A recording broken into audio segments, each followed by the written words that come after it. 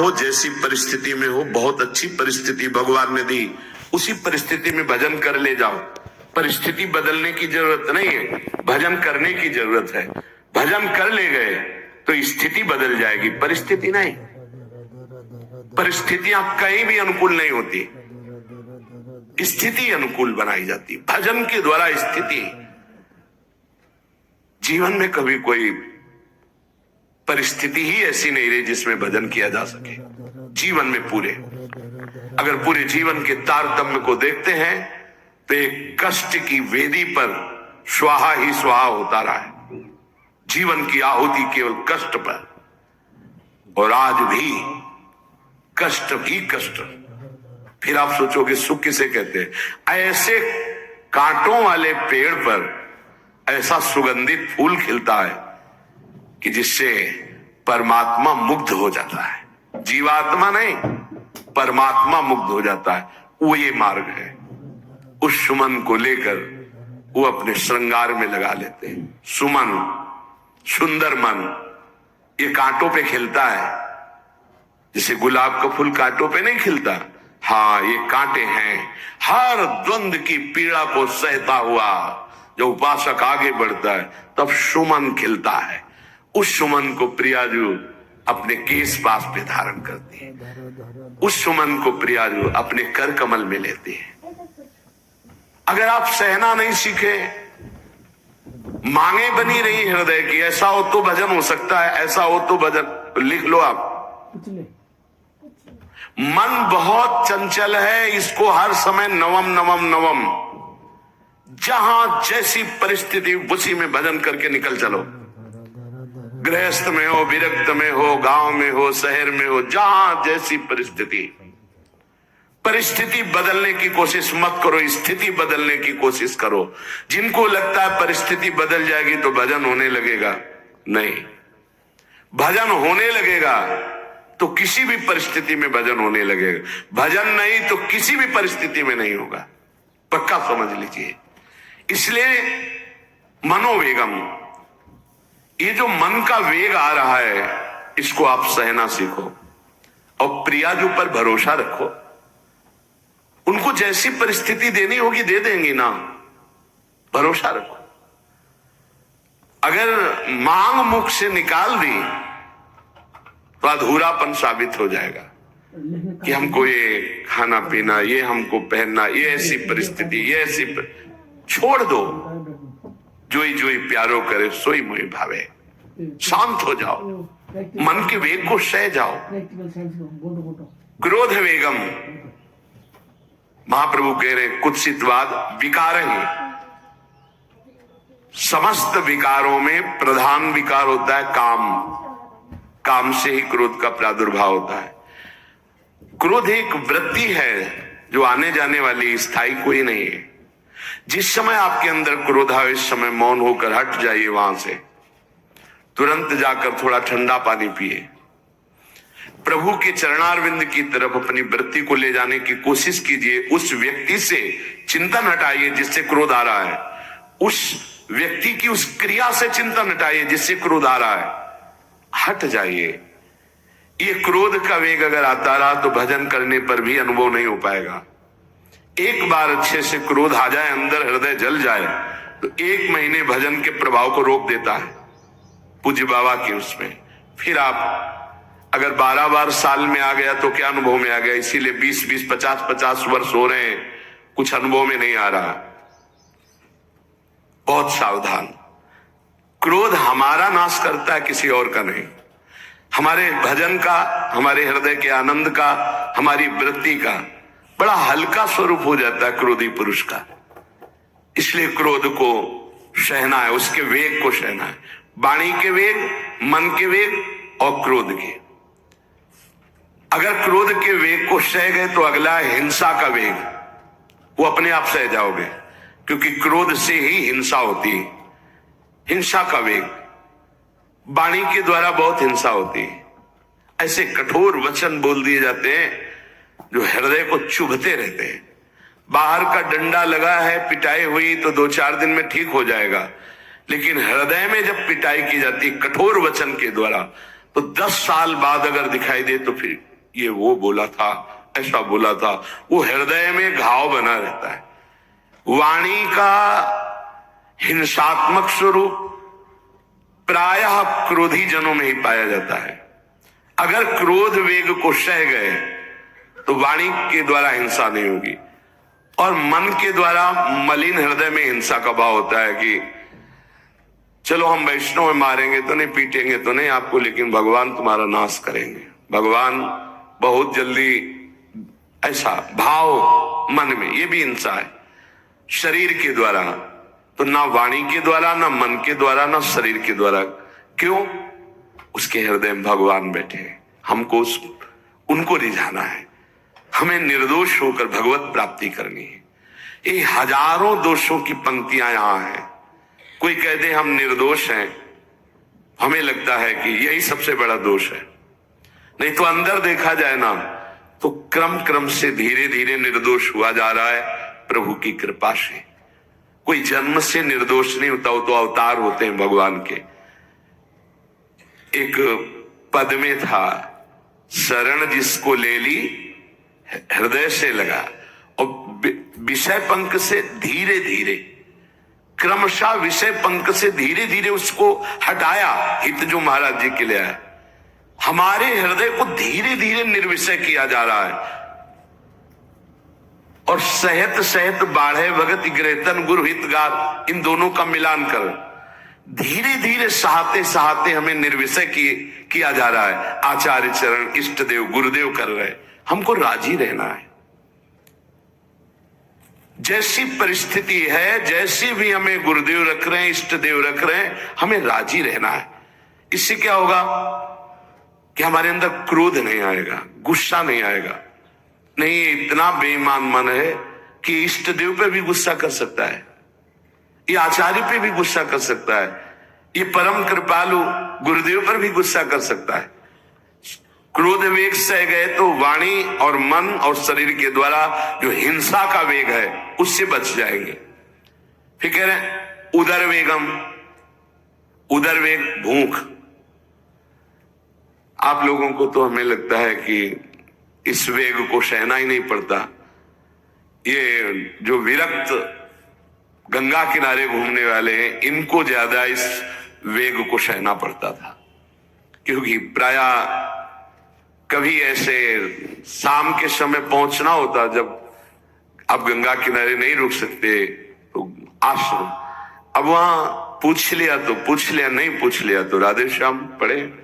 अगर कोई मंदिर मिल गया तो हम आश्रम आदि कोई खोजना ही नहीं, गांव में तो जाना ही नहीं है, क्योंकि नवीन अवस्था में कभी गांव में भिक्षा भी नहीं मांगी, आकाश वृत्ति का ही आश्रय लिया जो शास्त्र सम्मत। गांव में कभी पूरे जीवन में किसी गांव में किसी एक रात्रि किसी घर में कभी शयन नहीं।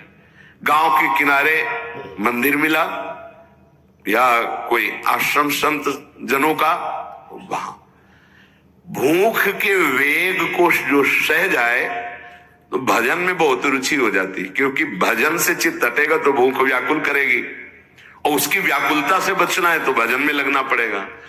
और आपको सच्ची कहते हैं कि कई कई दिन भोजन न मिलने पर भी शरीर में गंगा जल के कारण कभी कमी महसूस नहीं हुई। जो दूध में पावर है उससे अधिक सामग्री गंगा जल में है। अब वो बहुत से ऐसे नगरों के समीप से गंगा मैया निकली जहां से बड़ी बड़ी फैक्ट्रियों का, तो नहीं, बहुत सुंदर गंगा जल, वो तो सुंदर है ही, था, है, रहेगा। अपने लोग बड़े बड़े ऐसे नाले ऐसे जिससे वो भाव तो है पर वस्तु तत्व है, पर जो दृश्य है वो अब गड़बड़ हो रहा है। ऐसे यही बड़ा नाला गिर रहा है सामने जाके, अब वहां ऐसे रज लेके ऐसे लगाओ तो दुर्गंध युक्त निकलेगी, क्योंकि वो ऐसे देखो तो ऐसे पदार्थ बहते नजर आ रहे कि अब ये दुर्भाग्य ही है समय का कि परम पावन गंगा यमुना जैसी नदियां जहां स्नान आचमन और भरपेट जल पीकर परम पवित्र और भगवदानंद में डूबा जाता था, वो भी सौभाग्य छिन रहा है। तो अगर सब सुविधा है तो भी हफ्ते 10 दिन में एक बार इस वेग को सहना तो सीखे।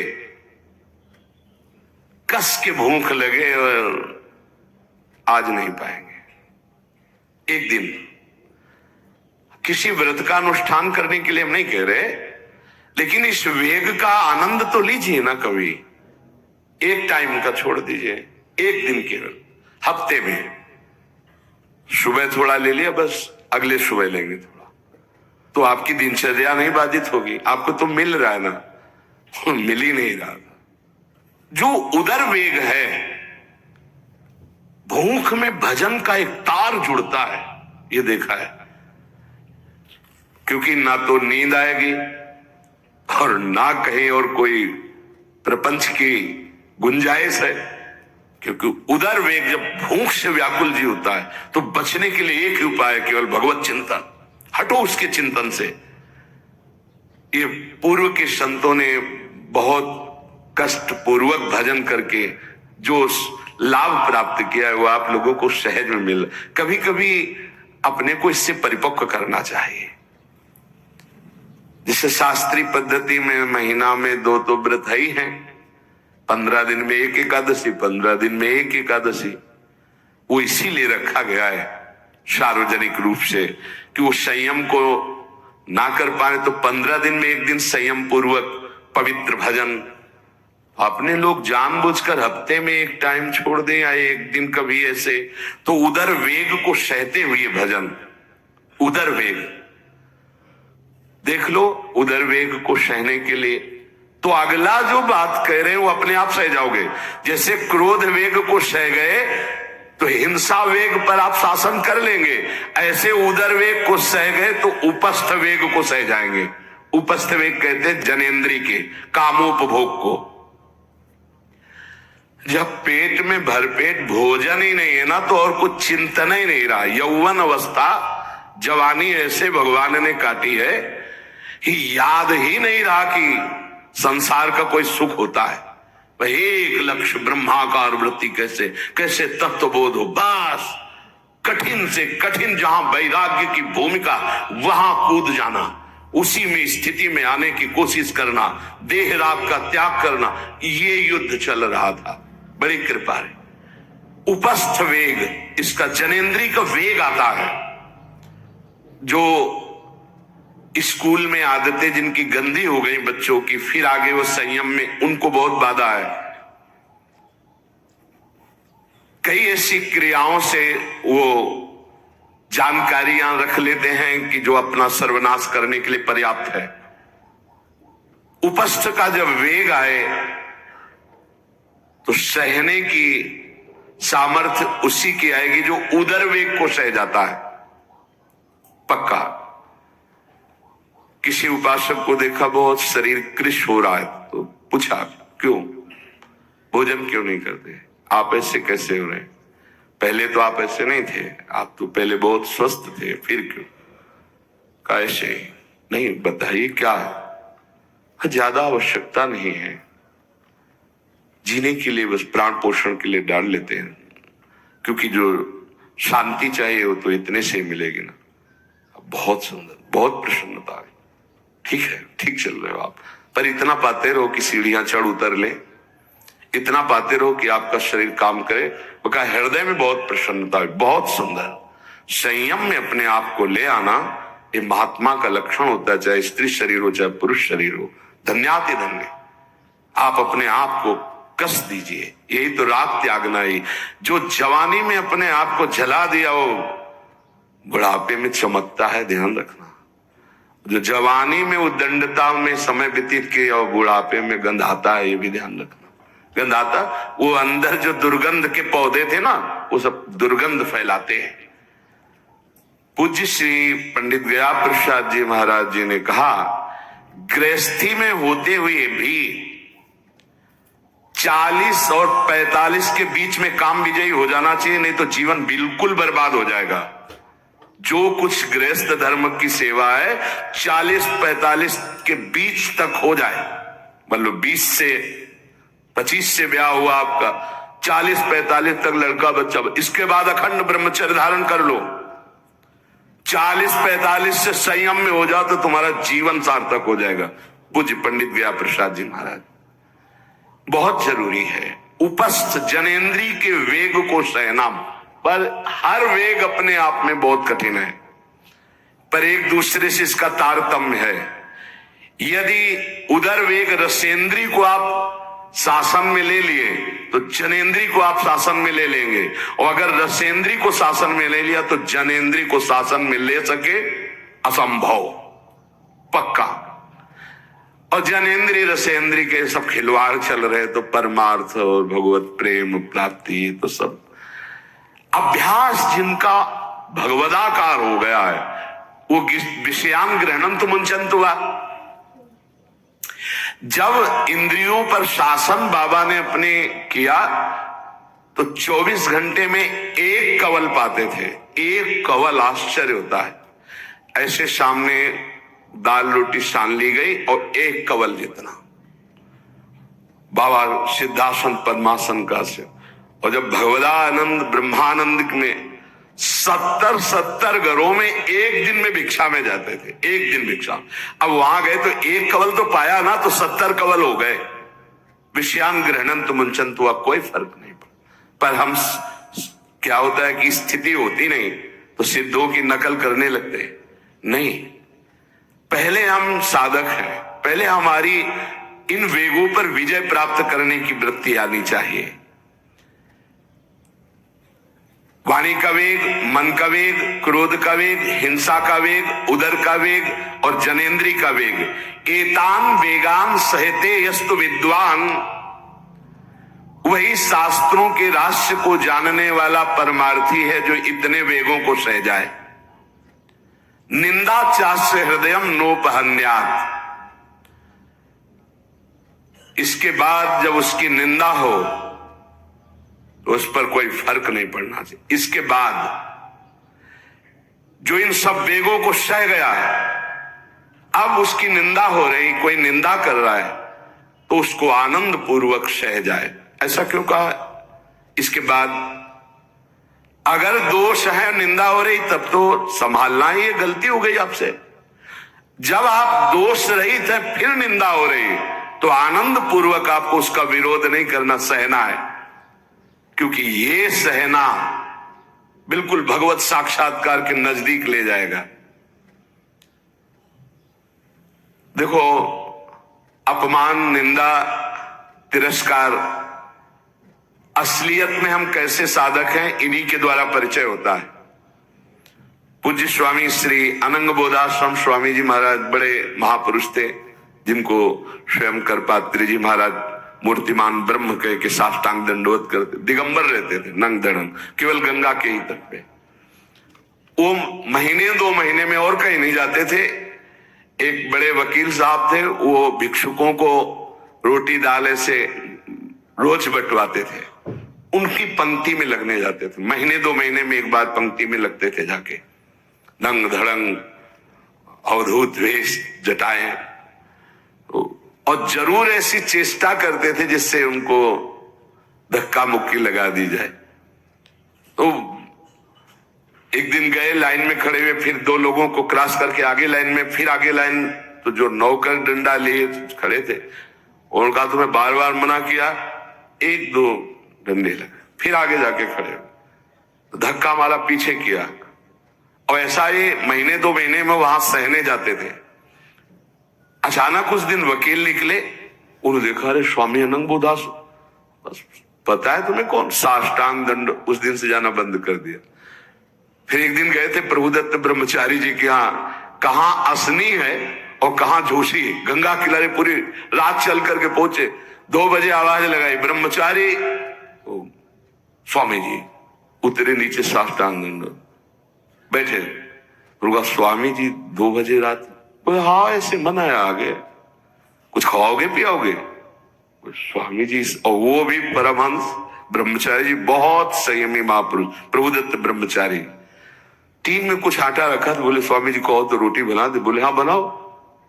रोटी और नमक ऐसे पाए, जितना टीन में आटा था सब पागल, जो 2-4 किलो जो भी। तो बोले स्वामी जी आटा तो खत्म हो गया। बोले हाँ, भोजन का स्वाद तो साधु ही जानता है। फिर उठे झूसी से असनी फिर पैदल।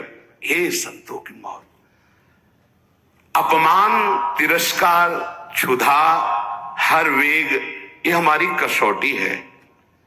परमार्थ का पथिक चाहे जिस मार्ग का हो। देखो सुदामा जी गृहस्थ मार्ग के कितने उच्च कोटि के, नरसिंह मेहता गृहस्थ मार्ग में कितने उच्च कोटि के। एक कभी तो सौभाग्य ऐसा प्रभु देते जब कोई हमारी निंदा करता है, ये सौभाग्य है, हमें सहने का सौभाग्य मिलता है।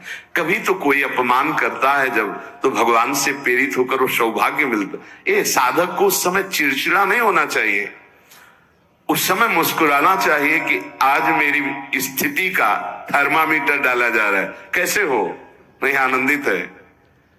पर देख लो, प्रशंसा होगी तो चेहरा खिला हुआ गुलाब के फूल की तरह मिलेगा, और निंदा होगी तो ऐसे होगा।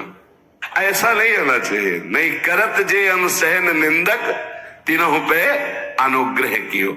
इसीलिए पूज्य बाबा कह रहे कि इसके बावजूद, अर्थात समस्त वेगों को सहन करने के बावजूद तुम्हारी जब निंदा हो और उसको सह जाओ, तब तुम परमार्थ के शूरवीर योद्धा कहे जाओगे। विपत्ति में सब साथ छोड़ देते तो हृदय के भी साथी साथ छोड़ते हैं, ध्यान रखना। जब विपत्ति आती है तो मन भी साथ देना बंद करने लगता है, विपरीत जाने लगता है, बुद्धि भी विपरीत जाने लगती है। इसलिए जो विपत्ति में अपने धैर्य और साहस को न खोकर अपने सिद्धांत से चलता है उसे महात्मा कहते, चाहे वो गृहस्थ हो चाहे विरक्त हो। ध्यान दीजिए, संपत्ति में, अनुकूलता में तो सब सावधान होने की कोशिश करेंगे, बड़ी कृपा है भगवान की। यहां कहने विपत्ति में सब साथ छोड़ते हैं, ये जीवन में देखा है। विपत्ति में ना तो बाहरी कोई साथ देता है और न मन साथ देता है, उस समय भजन साथ देता है, भजन। विपत्ति में हृदय को जो दृढ़ रखे, धैर्यवान और साहस बिल्कुल ना गिरने पावे, आगे बढ़ो, नाम जब तुम्हारा भजन वैसे ही चलना चाहिए, तब समझना चाहिए कि हमारी साधना परिपक्व। विपत्ति में कोई साथी नहीं होता, देखा गया है, कोई साथी नहीं। मन भी धोखा दे देता है, मन भी, अपना मन भी साथी नहीं, उस समय केवल भजन साथी होता है। तभी विपत्ति को कुंती जी ने मांगा, क्योंकि उस समय एक ही साथी होता है, हरि बस। संपत्ति में तो बहुत साथी मिल जाएंगे, अब तो साथी ही साथी हैं, जिधर देखो उधर साथी हैं। और उस समय तो जिधर देखो उधर केवल हरि है, दूसरा कोई है नहीं। ये बड़ा सुख मिलता है जब तिरस्कार और विपत्ति एक साथ होती है, तो सीधे प्रभु से फोन में बात होती, सीधे प्रभु होते हैं कि आपके सिवा को। इसीलिए बहुत प्रवीण है कुंती माता, इसीलिए कहा कि मुझे विपत्ति दीजिए जो हर कदम में आपका स्मरण कराती है। अच्छा, प्रभु जब कृपा करते हैं तो ऐसी विपत्ति देते हैं कि अंतिम श्वास तक वो बनी ही रहती है, अंतिम श्वास तक बनी रहती है। हर कदम पर जैसे गार्ड रखा जाता है ना, सावधान, यहां से ऐसे ऐसे ऐसे हर समय विपत्ति महारानी सावधान, तुम्हारा जीवन कभी भी नष्ट हो सकता है, किसी भी क्षण नष्ट हो सकता है, इसलिए हर समय लक्ष्य पे रखो अपनी दृष्टि, प्रिया प्रीतम पे। ये कृपा होती। तो उपासक को जब विपत्ति मिले, सब साथ छोड़ दें, मन भी न लगे, तब धैर्य और साहस दोनों को सुरक्षित रखते हुए साधना में समय आया है, परीक्षा आई है, फेल मत हो, धैर्य पूर्वक डटे रहो, निकल जाएगा। ये तूफान है, मन का तूफान है, माया का तूफान, निकल जाएगा, आगे बढ़ो। अगर भूल गए तो इससे बड़ी कोई हानि नहीं होगी, ध्यान देना। साहानिस्तन्महच्छिद्रम सा चांद्र जड़ मूढ़ता यन्मुहूर्तम क्षणार्धम वा वासुदेवम न चिंतयेत। अय उपासक, वो मुहूर्त, वो आधा क्षण जिसमें आप अपने प्रभु को भूल गए, किसी भी प्रकार से अपमान को देखकर, निंदा को सुनकर, विपत्ति के जग सबसे बड़ी हानि हो जाएगी। आधे क्षण के लिए भी प्रभु को नहीं भूलना सबसे बड़ी त्रुटि, अंधापन, जड़ता, मूर्खता होगी कि उपासक निंदा सुनकर अपमान की परिस्थिति में या विपत्ति में अपने प्रभु को भूल जाए। नहीं, एक क्षण के लिए भी नहीं, ना संपत्ति में भूलेंगे और ना विपत्ति में भूलेंगे। जो उपासक है वो ममता शून्य होता है, इसलिए उसका भजन नहीं रुक सकता। न शरीर पे ममता है, न किसी संबंधी पे ममता है, तो विपत्ति किस पे आएगी? इन शरीरों पर ही तो आती है। विपत्ति किस पे आएगी? संबंधों पर ही तो आएगी। तो उसका भजन क्यों नहीं रुकता? क्योंकि ममता शून्य है। इसीलिए इस ममता पर प्रहार गुरुदेव करते हैं, आचार्य शास्त्र करते हैं। ममता शून्य बनो, अपनी ममता केवल प्रियालाल से, तो भारी विपत्ति में भी हमारी ममता सुरक्षित श्यामा श्याम से उनका चिंतन चलता है। एक एक कदम पर वो मुस्कुराते नजर आते हैं जब किसी का सहारा नहीं होता, किसी का भरोसा नहीं होता, कोई अपना नहीं होता है। ये जानबूझ करके किया जाता है, नहीं तो संसार में सबके कुछ न कुछ अपने होते हैं। संसार में कुछ न कुछ सपने होते हैं और कुछ अपने होते हैं। जानबूझकर सब सपने मिटाए जाते हैं और सब अपनेपन मिटाए जाते हैं। हमारा स्वप्न भी प्रभु होते, कल्पना, भावना, चाहत, गति जो हमारे प्रभु होते हैं, हमारा अपनापन भी प्रभु से होता है। अब व्यवहार में सब अपने हैं। अब देख लो, पहले एक बार अपनापन हटाया, ममता हटाई, प्रभु के चरणों में रखी, इसके बाद अब सबसे प्रभु भाव से नाते ने राम के मने, अब कोई फर्क नहीं। पर अभी ममता से समता में नहीं पहुंचे, इसलिए ममता हटानी है।